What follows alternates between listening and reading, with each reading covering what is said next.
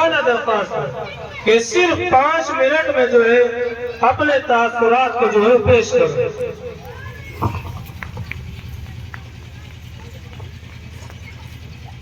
بسم اللہ الرحمن الرحیم۔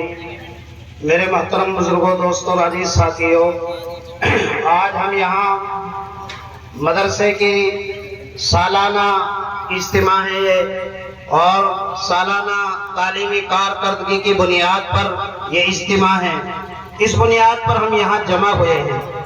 آپ حضرات اپنے ذہنوں میں ایک سچی طلب پیدا کر لیں کہ ہمارے اکابرین جو اسٹیج پر تشریف فرما ہیں، حضرت مولانا مفتی ابراہیم صاحب، حضرت مولانا حکیم الدین صاحب، یہ حضرات پوری میوات میں گاؤں گاؤں جا کر جو ہمارے پرانے اکابرین تھے، حضرت شاہ اسماعیل شہید رحمت اللہ علیہ، حضرت سید احمد شہید رحمت اللہ علیہ جیسے ان حضرات نے اس ملک ہندوستان میں اپنے اس ملک کے لوگوں کی اصلاح کی خاطر، لوگوں کی جہالت کو دور کرنے کے لیے گاؤں گاؤں گئے اور ان کی اصلاح کی کوشش کی، اور اس ملک میں ایمان اور اسلام کے ساتھ مسلمان اپنے تشخص کے ساتھ زندہ رہیں، اپنی پہچان کے ساتھ زندہ رہیں، شاعر اسلام کے ساتھ زندہ رہیں۔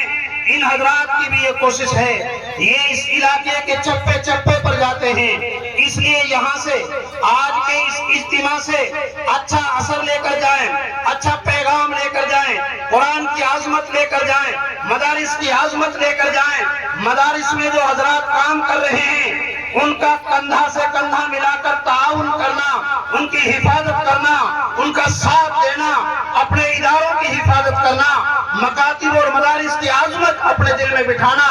اگر ہم نے اپنے دلوں میں مکاتب اور مدارس کی محبت ہمارے دل میں ہے، کارکنان مدارس کی محبت ہمارے دل میں ہے، تو اس ملک میں ہم اپنی اسلامی تشخص کے ساتھ زندہ رہ سکتے ہیں۔ اس لیے میرے عزیزوں، میرے بھائیوں، آج کے اس اجتماع کے اثرات دیر پا رہنے چاہیے، اور اپنے جو ہے کہ جو ہمارے اہل و عیال ہیں، ہمارے جو بچے ہیں، رمضان المبارک کا مہینہ آ رہا ہے، اپنے نوجوانوں کی بھی ذہن سازی کریں، اور یہاں سے جو کچھ ہم سے کہا جائے اس پر عمل کرنے کی ہم کوشش کریں۔ ماشاءاللہ مدرسہ حاضہ میں بہترین تعلیم اور تربیت کا نظم و نسق ہے، اور پہلے سے ہی تعلیمی معیار اچھا تھا، بہتر ہے۔